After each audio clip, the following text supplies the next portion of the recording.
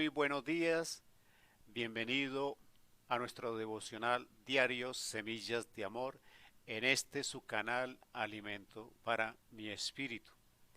Hoy hemos traído un tema que hemos titulado El que permanece cruza la meta.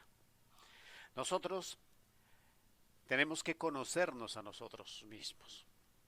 Tenemos que identificar nuestra naturaleza, conocerla para poder enfrentar los cambios que nosotros debemos realizar en nuestra vida.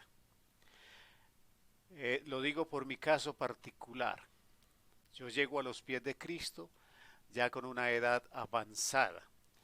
Quiere decir que con muchísima facilidad en mi vida anterior permanecí en el pecado, permanecí en lo equivocado, permanecí en lo que me enseñó el mundo.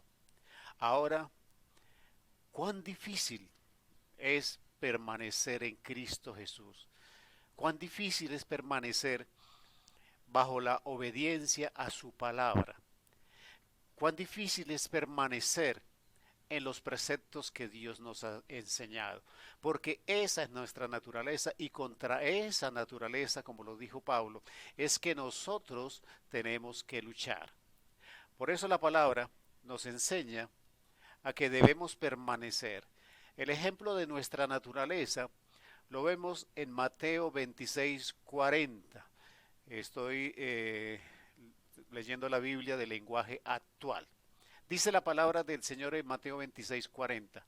Volvió donde sus discípulos, los halló dormidos y dijo a Pedro, de modo que no pudieron permanecer despiertos ni una hora conmigo. Estamos hablando de los discípulos, estamos hablando de las personas que Dios escogió para fundar la iglesia y para que llevaran el evangelio al mundo.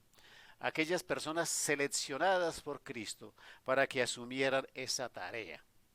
Nosotros tenemos que entender que así como a ellos les costó en principio dificultad permanecer en oración, permanecer despiertos, permanecer en la obediencia, de igual manera en nuestra naturaleza nos cuesta trabajo, nos cuesta gran dificultad. Yo no sé si a usted le pasó, pero a muchas personas que no pueden dormir, que tienen insomnio, el mejor remedio es decirles que lean la Biblia. Seguramente con un solo versículo ya quedan dormidos, porque esa es nuestra naturaleza y tenemos que reconocerla. Por eso debemos persistir, insistir y no desistir de estar unidos a Cristo Jesús y permanecer en obediencia y permanecer en su palabra. Por difícil que sea, nosotros hemos recibido la ayuda del Espíritu Santo. Recuerden, los apóstoles estaban en estas circunstancias y no eran capaces de permanecer en velando, en vigilia con Cristo Jesús ni siquiera una hora. Y Cristo se lo reclama. Pero nosotros tenemos también que recordar que vino el Espíritu Santo de Dios, el ayudador. Y una vez el Espíritu Santo de Dios está con los apóstoles, toda su vida y su visión de vida y la forma como responden a, a la vida espiritual cambia y es transformada. Nosotros tenemos que entender en este tiempo que así nos cueste trabajo en lo natural, en nuestra naturaleza, el permanecer en obediencia, el permanecer en Cristo, tenemos un ayudador en el Espíritu Santo de Dios para que Él nos ayude a permanecer en ese camino, en esa verdad y en esa vida que es Cristo Jesús. La palabra también me dice que es necesario que yo permanezca. Dice la palabra en el Evangelio de Juan, capítulo 15, versículo 4. Pero permanezcan en mí como yo permanezco en ustedes. Una rama no puede producir fruto por sí misma si no permanece unida a la vid. tampoco ustedes pueden producir fruto si no permanecen en mí. Nosotros tenemos que permanecer unidos a Cristo con la ayuda del Espíritu Santo. Nosotros tenemos que saber que la única posibilidad de triunfar y de cruzar la meta es que nosotros persistamos y permanezcamos en Cristo Jesús hasta el último instante de nuestra vida. Es una lucha continua y permanente por el resto de nuestras vidas. La palabra también me dice en, en el capítulo 15, versículo 10 del Evangelio de Juan: si cumplen mis mandamientos, permanecerán en mi amor, como yo he cumplido los mandamientos de mi Padre y permanezco en su amor. La permanencia de la que nosotros estamos hablando es esa permanencia en obediencia en el cumplimiento de los mandamientos.